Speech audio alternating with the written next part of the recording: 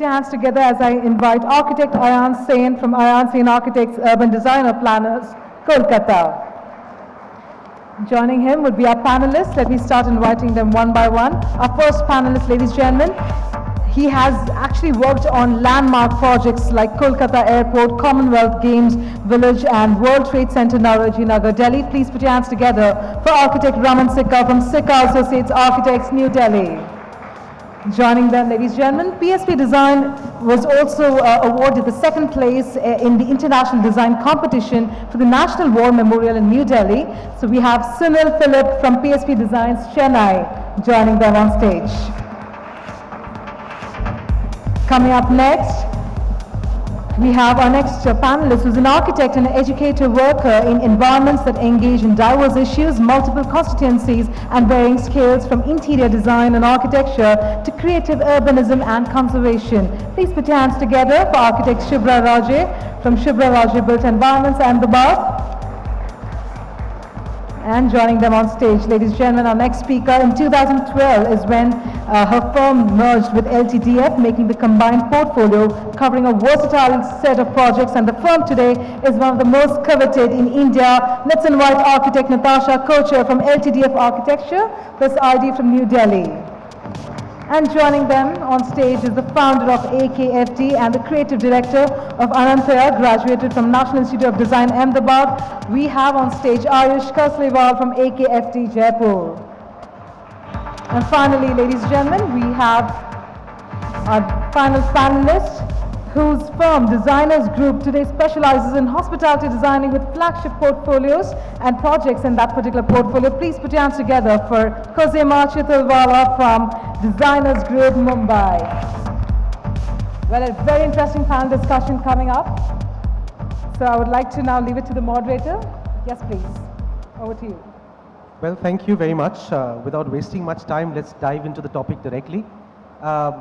When we were studying architecture in our schools of architecture, I don't think really thought about what is generalization, what is specialization. I think, as far as I'm concerned, first time I really thought of probably during my masters, where we had to sort of consciously make a choice how to take my education forward. And most of us in this whole dilemma of generalization and specialization, sometimes when we are within the system, we don't even realize whether we are actually consciously doing it or it's just a natural process. When I look at diversification in practices, we look at various kinds of diversification today. One is typological diversifications, residential, commercial, hospitality.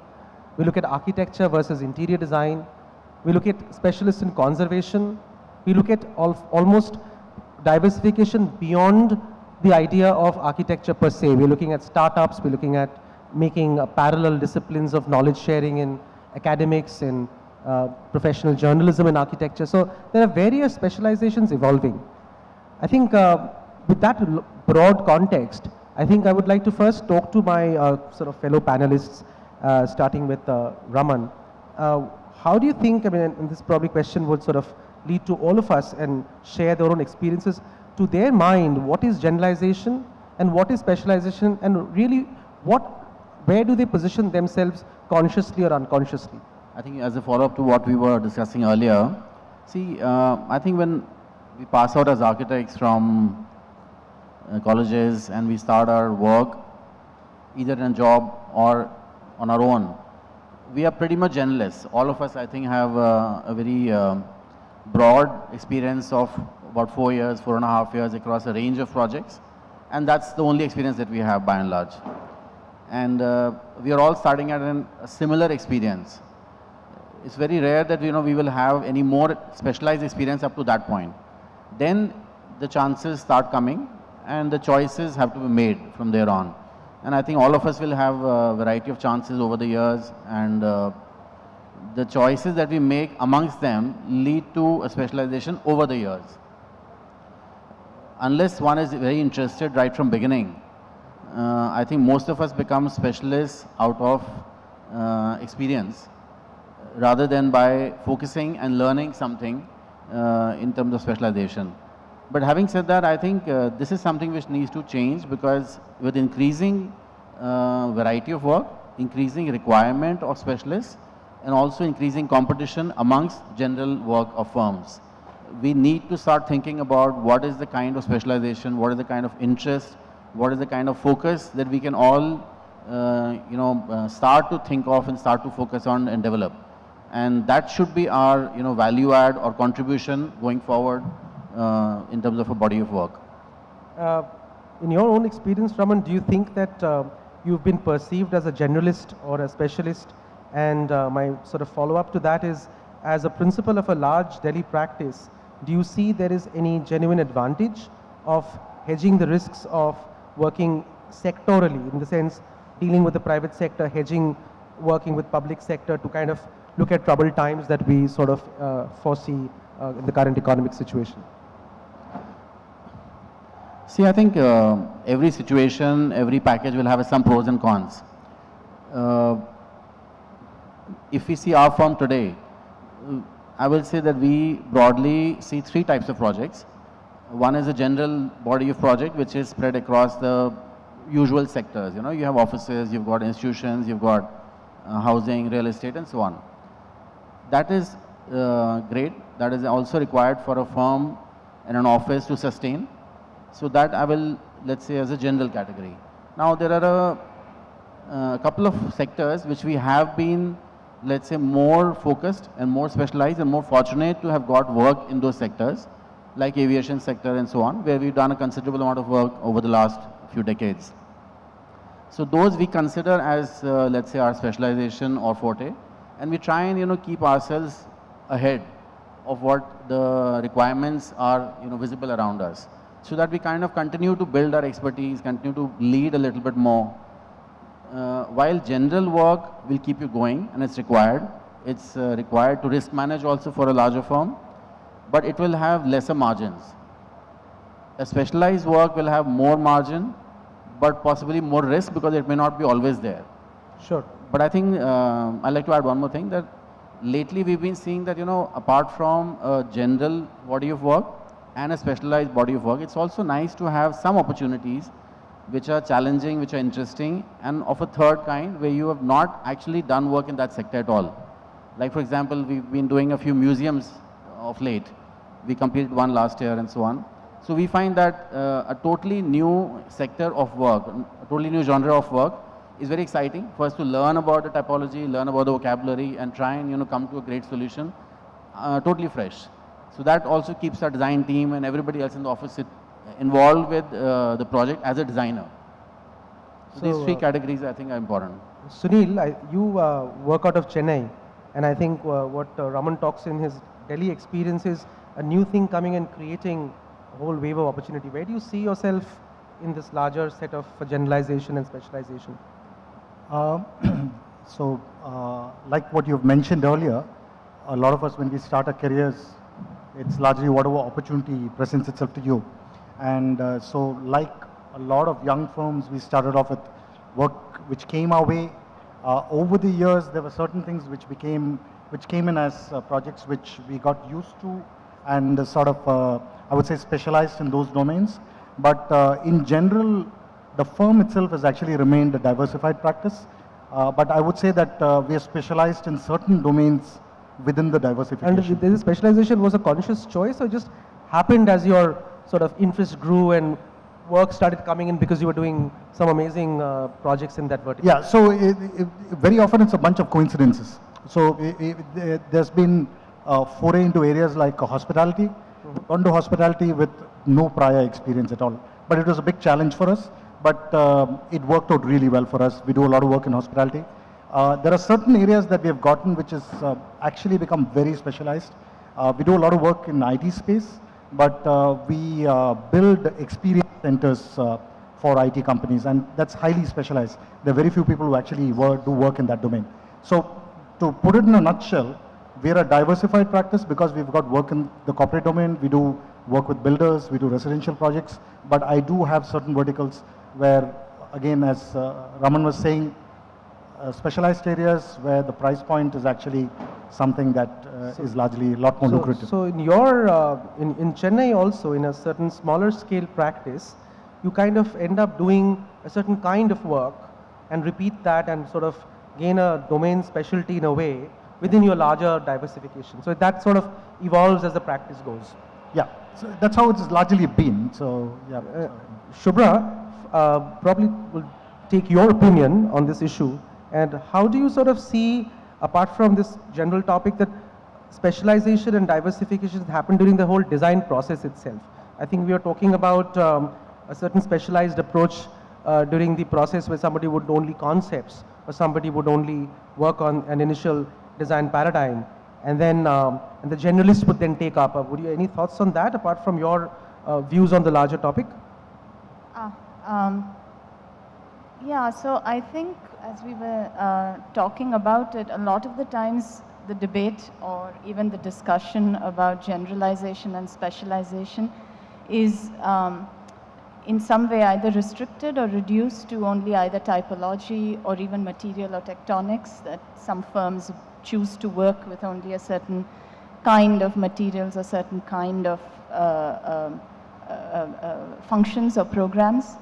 And I think when we were talking about, it's interesting that even within the practice of architecture, that means actually in each architectural practice, you begin to see that critical practices actually are aware of the fact that they don't rely too much on categories internally, in terms of there are some people who only do concept design or sketches or interact with clients, and then you know, it goes down the line, and by the time hardlining is done, it gets passed off to somebody, and then construction drawings or specifications get passed off to yet another hierarchy.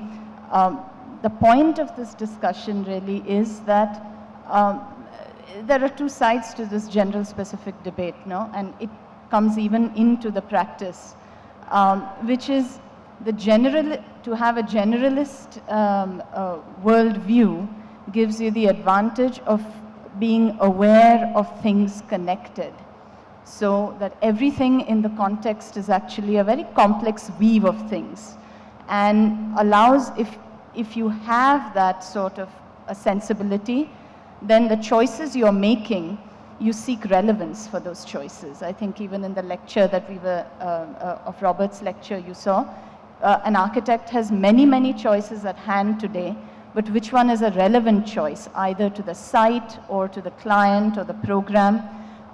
This is what a generalist's strength is. But sometimes, because we think that is the only scale of working, we forget that a lot of sort of innovation and change actually comes at thinking of radical questions at the smaller scale, rather than making big splashy sort of innovations at a general level. So in specificity is an intimacy with the context, and therefore whatever your general ideas are, find a belonging. So in a sense, I'm sure the panel and everybody in the audience would agree that there are nuances to this, and as an architect you need both. So I think what probably is interesting is in our group of practitioners that we are not even looking at only product-wise or typology-wise specialization. We are actually almost at some level, it sort of the way I look at it, is that we have a commonality, a philosophical approach, a design process that ties these so-called diversities together.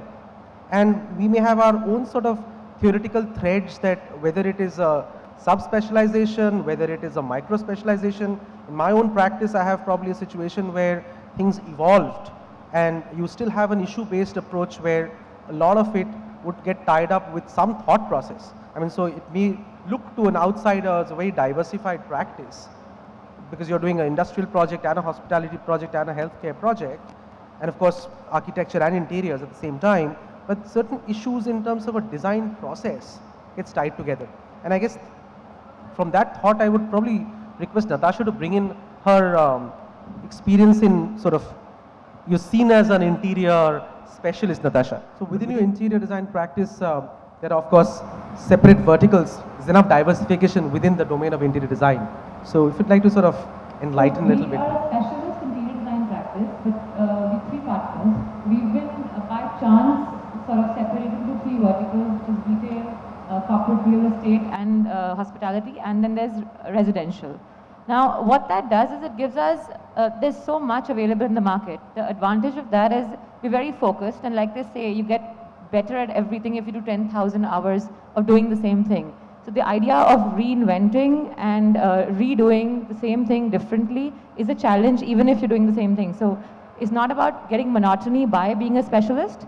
Sometimes it's about thinking differently and the client giving the narrative, even if it's the same product. So that's an advantage. Plus, within the firm, even though we are a diverse firm, if I get a project which is not my department or not my specialist, our teams are are completely structured in a way that I would work with the parallel team to actually attain a product within our firm which is different. So structure gives you some sort of direction, some sort of method to the madness that we all live with, and it gives us direction as designers also to be focused on doing the same things differently while trying to avoid monotony. I think what you're saying essentially is that despite this perception of specialization as an interior design firm, you have unconsciously or over a period of time consciously evolved into vertical portfolios, but your design thoughts are something that ties the entire design process together. Design thoughts or other ideology that people come to us for is the word luxury. Now, luxury is a very loosely used term. It's very relative. For someone, even a air conditioning is luxury. For some projects, luxury could be in gold.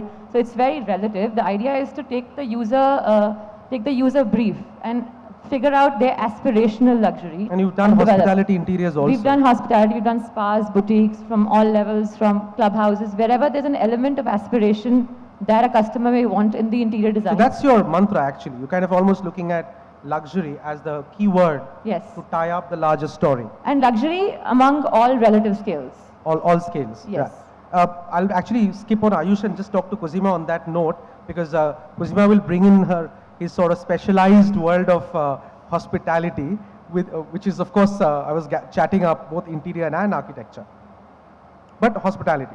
We have some or other signature which is always there, which whether consciously or subconsciously we leave that signature in our projects.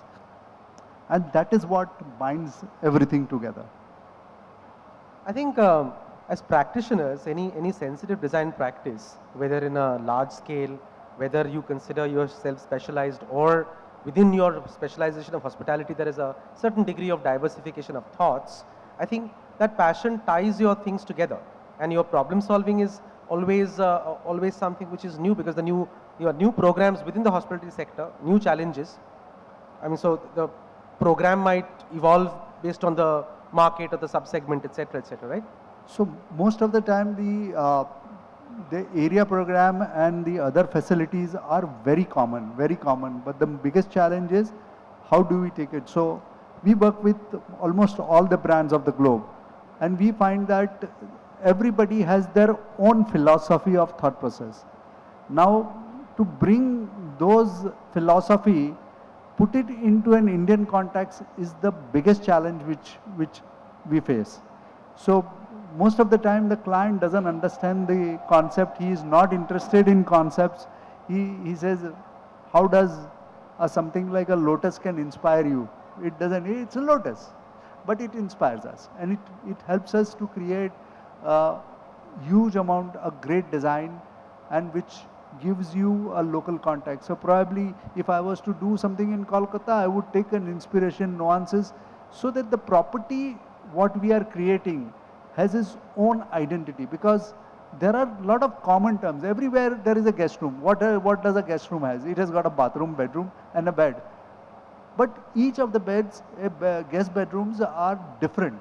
Their guest rooms are different. Why do they look different? Why something in, I would never like to do something what is existing in what can be done in Kolkata can be repeated in Mumbai. So we just finishing a couple of projects in Mumbai. So two of them, one where we took the old history of complete Bollywood to tie up the complete property.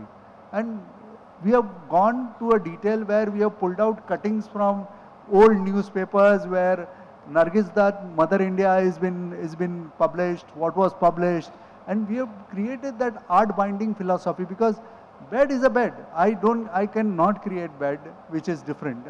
A headboard is a headboard, but what I can do is really make sense for a smaller budget hotels like 3 and 4 star hotels. I can do it in that fashion. We are doing one other property where we are using Mumbai Lifeline.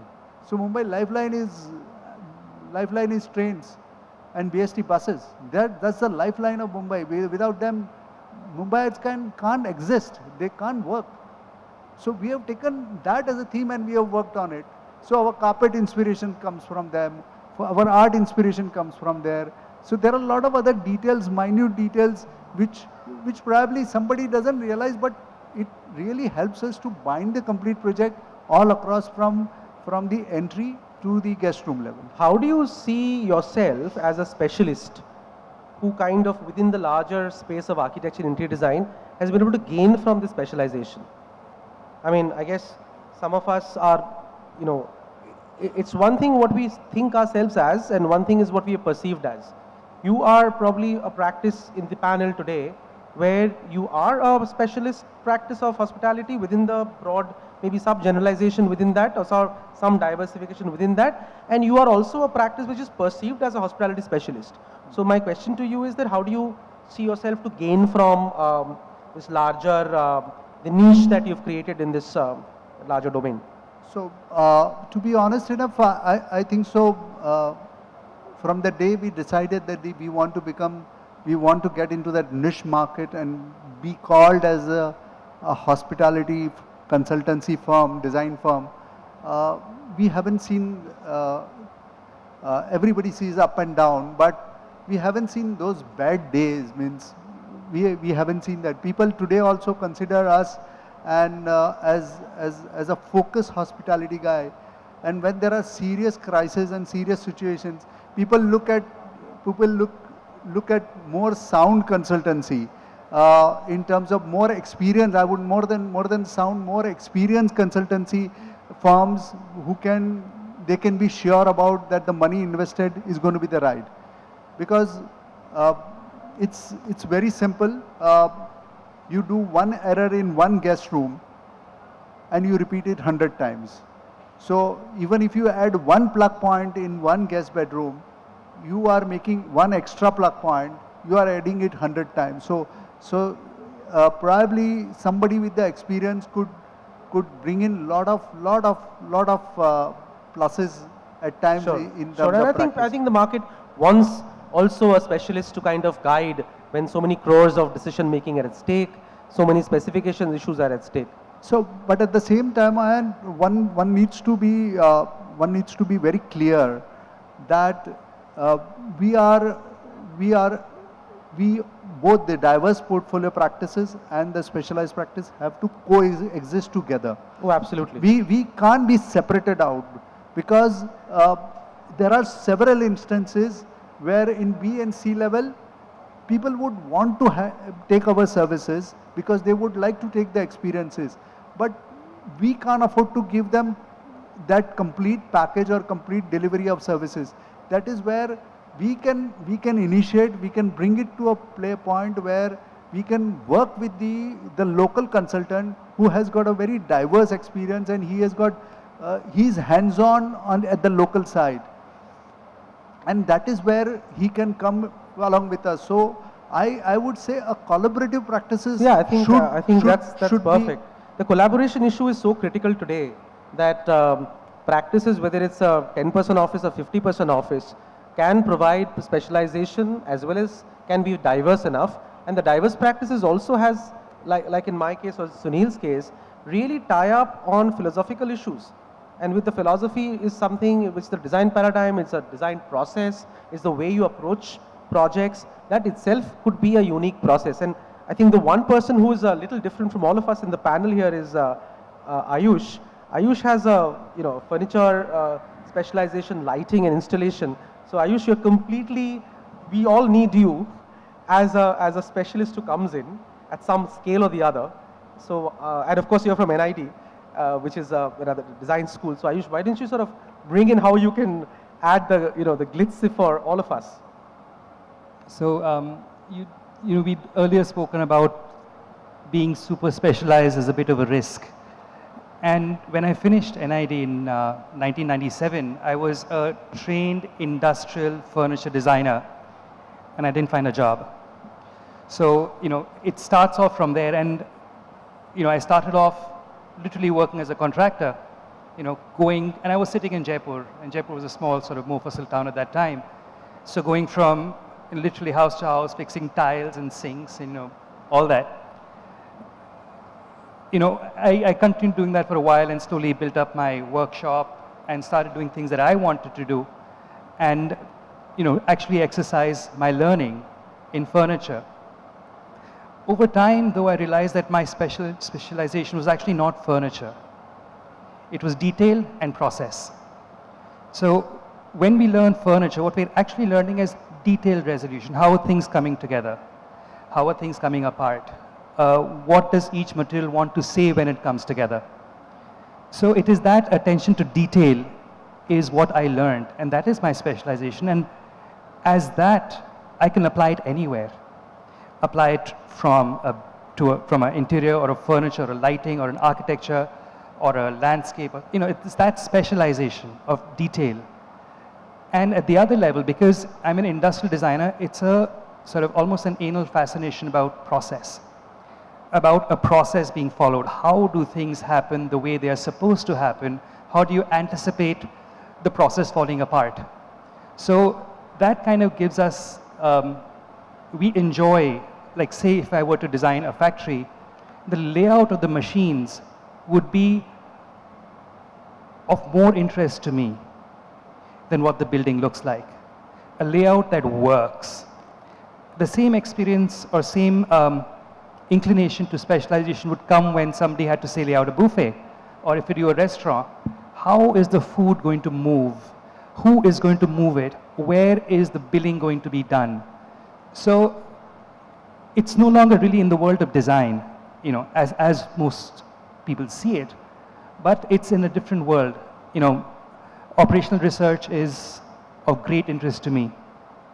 So as far as this discussion on generalization and specialization is concerned, I think to look at outward expressions as defining an enterprise or a professional don't really work, because each one brings in a very distinct kind of specialization, which is ours.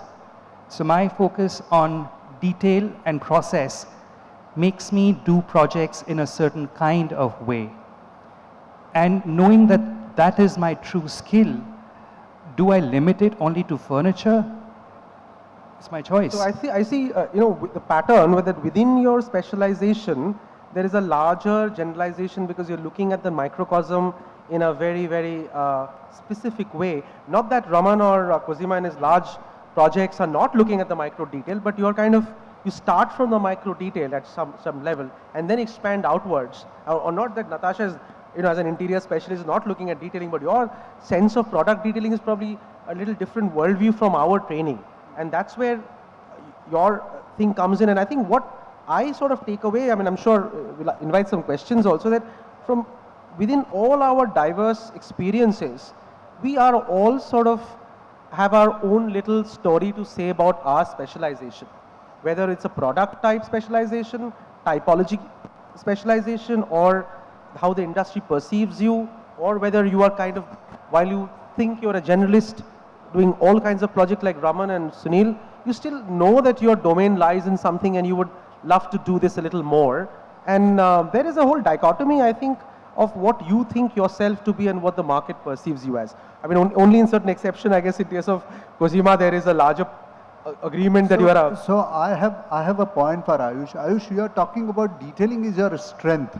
It is not your specialization. According to me, your strength is detailing. And if you can do a great detail, you can apply. Definitely you can apply. And I would say, but yet you are perceived, you have an opportunity or you like doing products which are related to our industry. That is what is I would put it in, that is the right frame of words where you should go for. Shubhra, on that note, Shubhra, I was wondering if you can just bring in this whole worldview of praxis, because you are one where you have one foot in academia in terms of running design exploration studios across the world and also running a practice. How do you sort of bring design and sort of world of theory and theoretical deliberation and practice together? Because there is a whole perception that that itself is a diversification at some level. If I may, actually, I want to extend something very significant Ayush said, which may tie into the question you're asking. I think, in a sense, what you were trying to say, really, it's not about strength. It is, you frame the debate of general and specialization not really as an economic question or a business strategy, but the fact is, even architecturally, where architecture is really, where it resides, is in the meeting of things. And that meeting of things may be at a detailed level of a joint between the same material, between two different materials, but it is also a meeting of the architect or the building and the site. It is a meeting of people. And every time there's a meeting, there's an intimacy. So I think, in a sense, what you were trying to say was that good design or critical thinking, practice, in a sense, its strength lies in the intimacy. But intimacy can also isolate if you are only focusing on that. And when you begin to start saying, now where can this intimacy take me in terms of if I meet a geographical condition that is not my own? For instance, I work in different regions or different kinds of climatic conditions, for instance. What endures in my practice? What are the tendencies that I choose to take with me versus where do I get specific in order to meet that context? So to give you an example, even if I only built schools, I would have to think a little bit in terms of a generalist when I go to a certain place, what a school is in that place. It may not be classrooms and library and an auditorium. It may be something completely different. And the ability to meet a site or a program is both intimate as well as requires us to have a certain overview, a certain worldview within which we can locate ourselves. Does that make sense? Yeah. I think Natasha, I would like your sort of point, your sort of experience on the fact that at some level I see there are two patterns emerging from our conversation. One is about a very typological type segregation, typological type specialization, and typological diversification, if some sense of it, or market-based. The other thought process that is emerging is that it's not about typology at all, or market sensitivity at all, or trying to sort of hedge public sector, private sector issues. It's all about a design process detail which you start exploring within the domain of a specialist approach. So if you can sort of talk about that, and probably, is it also true that then this whole running the business of architecture goes at the back end, when you start developing more into the ethos of a design process, of taking the design system together and taking the practice ahead? So Ayush is someone perhaps who works from inside out. He looks at the project inside out, and you would be someone who looks at a project outside in at times. So I'm just saying that there are two ways, and where they merge is what gives the perfect balance. Now in his case, because it's a very specific education that he's received, to collaborate with someone who looks from outside in would actually give a perfect balance. So that really helps.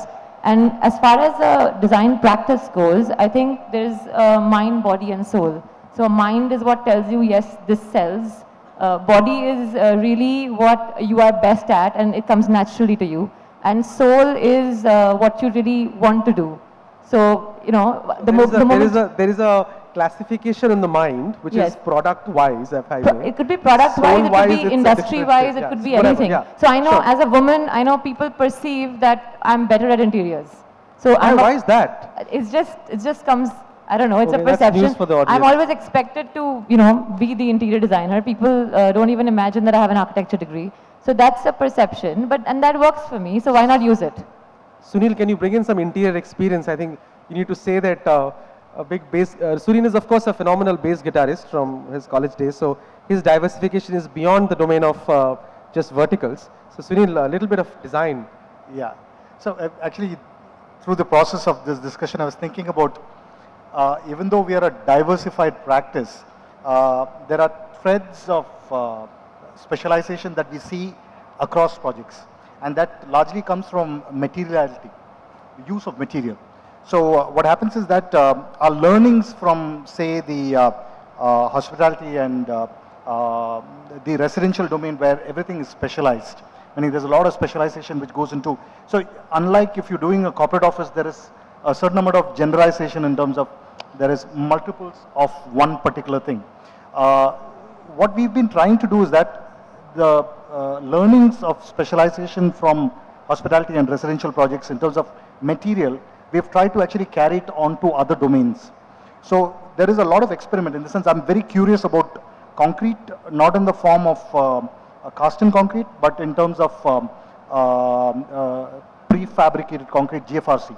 So there is, of late, I'm seeing in the sense that it is not a premeditated process at all. It just happened that at some point we started experimenting with glass reinforced fiber concrete and also steel, and using this in building and using the same thing in the interiors also, and in what do you call it, situations that you would never expect it to be used. So we've actually used exposed concrete in large format corporate offices, like even for people like Wipro. I've actually used GFRC, which is a material that you'll never see actually in a corporate domain. So, and that's a thread that we are seeing across our projects. It happens in residential projects, it's there in hospitality, it also is there in, what do you call it, the corporate projects that we are actually working with. I have a funny story to say. I want to add something. See, when I'm yet making a point, what we are talking about is the strength within us. Because when a practice which goes, for a smaller practice, everybody does everything. When the practice goes larger, we don't work on weaknesses of people, we try and work on the strength of people. So somebody is good in making concepts, somebody is good on making sketches, somebody is good on making a material palette, somebody is good at doing the soft furnishing. We use those strengths. So and then collectively, all these strengths collectively together creates a product.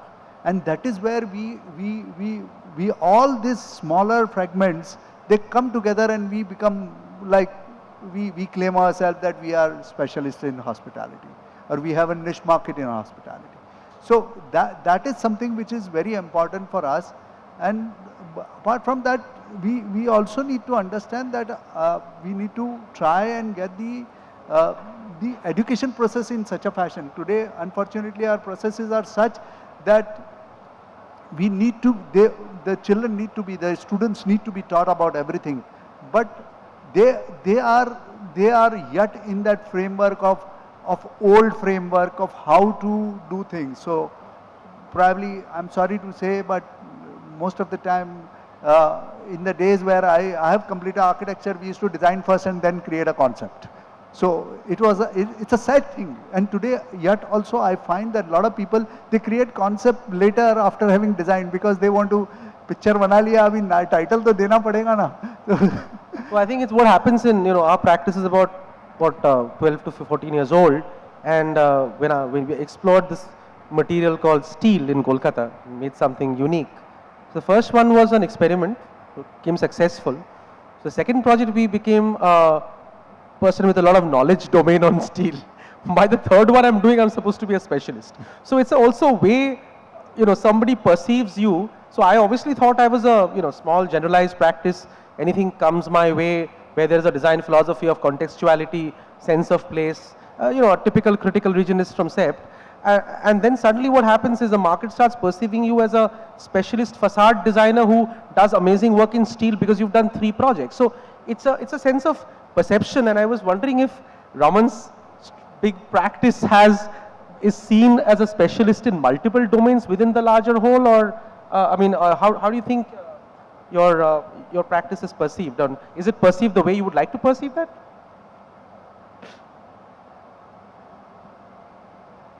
Well, I think I should not be answering this question. Somebody else should be answering, but Still, at least just your sort of... but anyway, let me try.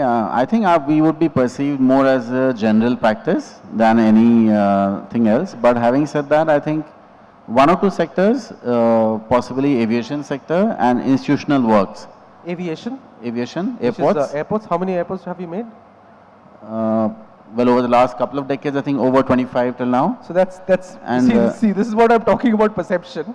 He's very modest to say he's made only 25 odd airports, and that is essentially super specialization in the larger context. Well, we've been fortunate in this sector, definitely, Sure, yeah. and institutions.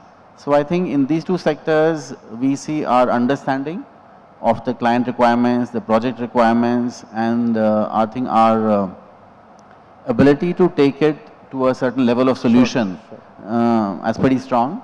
And I hope that the clients also see us strong in these two sectors particularly. Ayush, you had some point to make? You know, one thought. So, you know, while Khozema, you said that multiple, you know, interests or strengths come together to create a specialization. I work in a slightly odd manner in the sense that for me, to learn or to find a project that challenges and pushes me forward, building on my strengths is very important. And in a way, since you're a very small company, it's, you know, it's kind of my vision is the office's vision. So being acutely aware of what my strengths are makes me challenge what I want to do. So our portfolio of works is very, very diverse, from installations to furniture, to architectural projects, to interior design projects, to experiences. So for us, knowing our strengths helps us say, I would like to learn more of that. And I can do it because I'm aware of that. So in the end, our office ends up doing things that are completely random or unconnected, seemingly. But in a way, we have this sort of train of thought which carries us through. And for a small team like ours, constantly challenging ourselves is very useful because it's very easy to fall in the rut. You know, I'm making furniture, I'm using a certain palette of materials, and I do it day in, day out. Easy.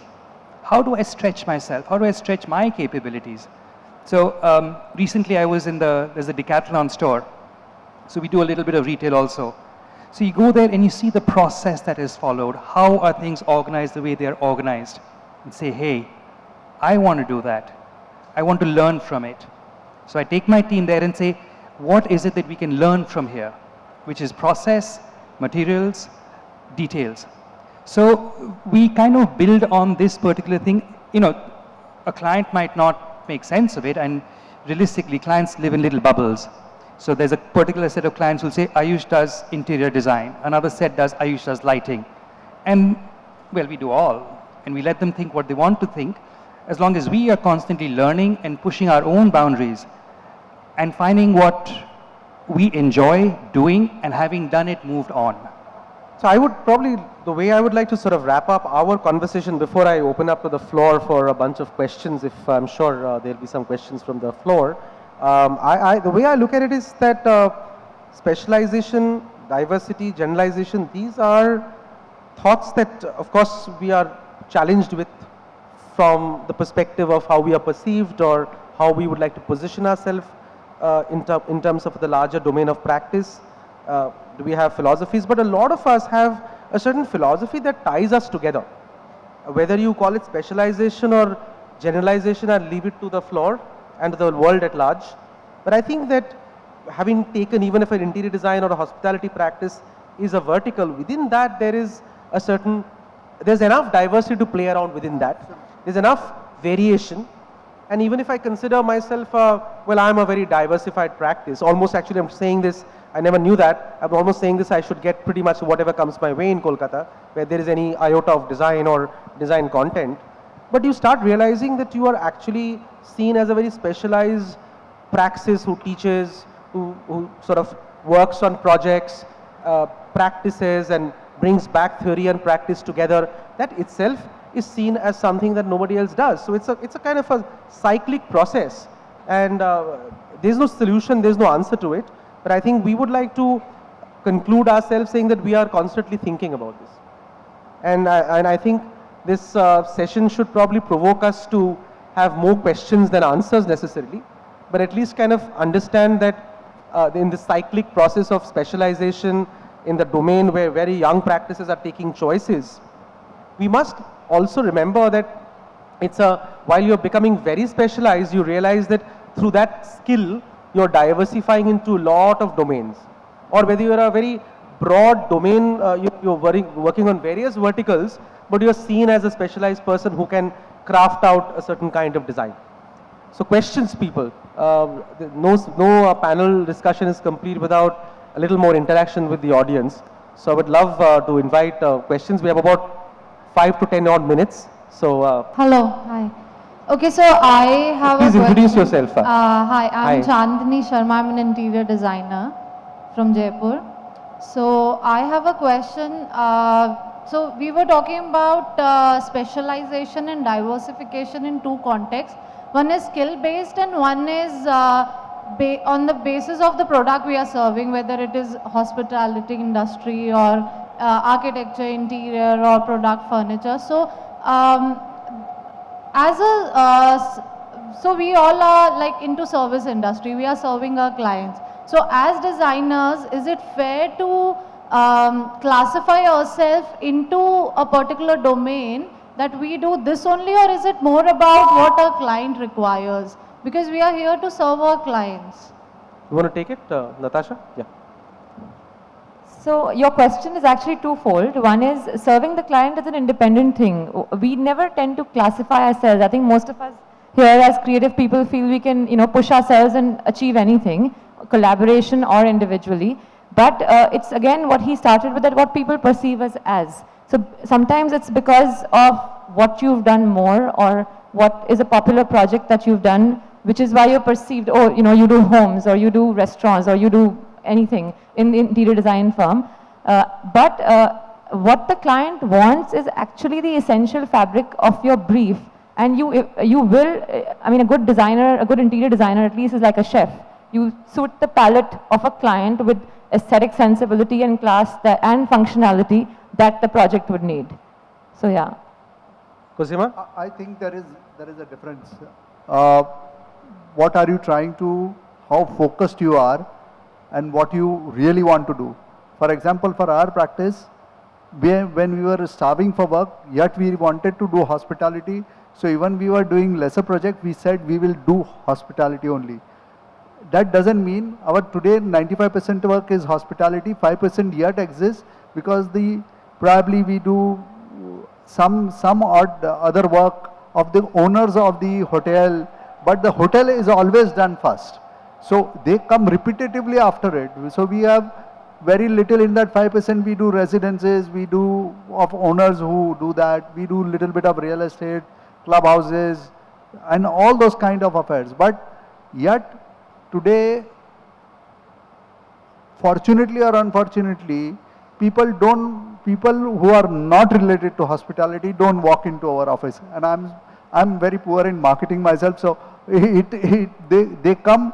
And what we get is only hospitality today, because every brand considers that they don't need to explain how many service stations are required, what are the distance, what are the standard, international standards, what is the kind of, this is the learning which we have gained for last 20 years of our hospitality experience.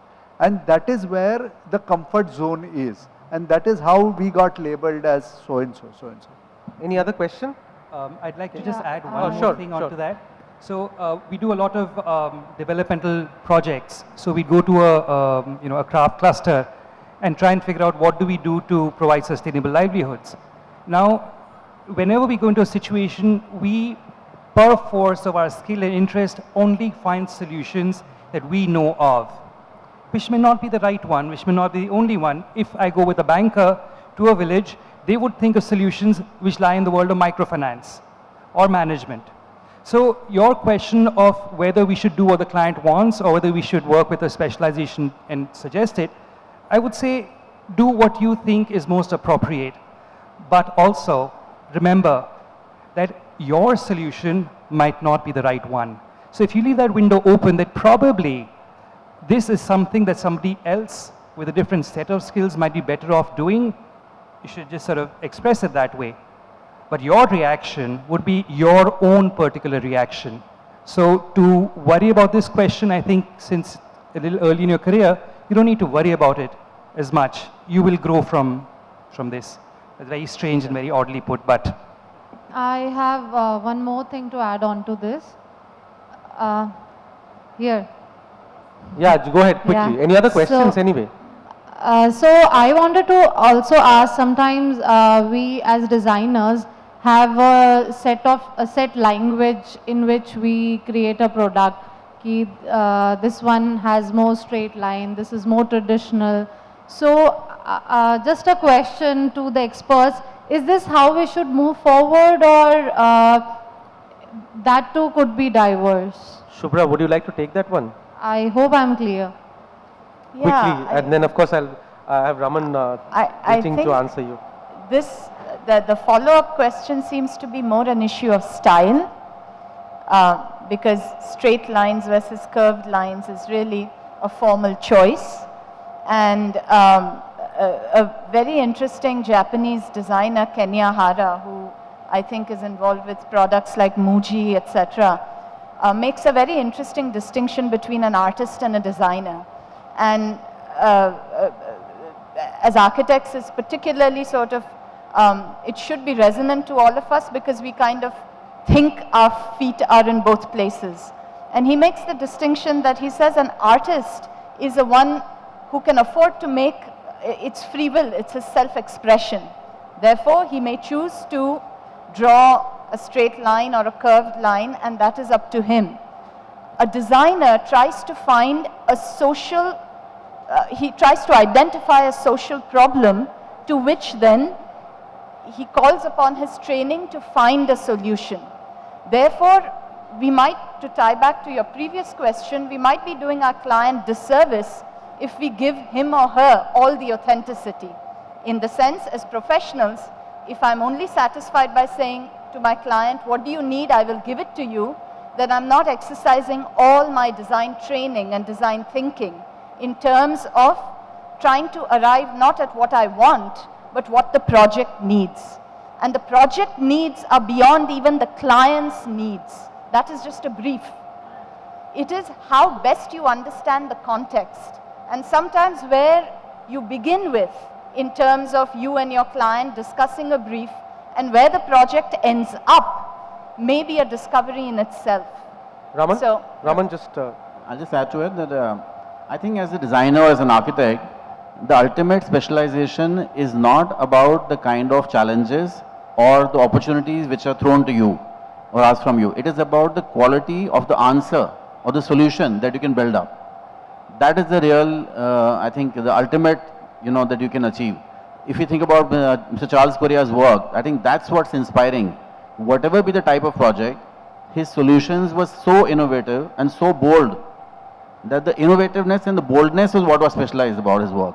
And that's what really I think everybody loved to go to him for. So with that, I'll sum up. I think we're just cutting off on time. So I would just like to thank the panel and FOAID for this opportunity. I hope the discussion was provocated more thoughts among the audience.